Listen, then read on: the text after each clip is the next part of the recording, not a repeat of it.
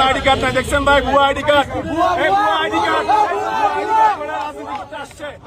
আপনাদেরকে বলছি আপনি এই কার্ড কোথায় পেয়েছেন? কার্ড নাই তো ভিতরে। ভুয়া কার্ড এদেরকে আন্দোলন নামেছে।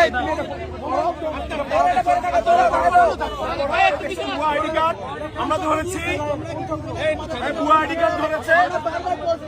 আপনাদেরকে জানাচ্ছি এই আন্দোলনে অন্য কেউ উস্কানি দিচ্ছে।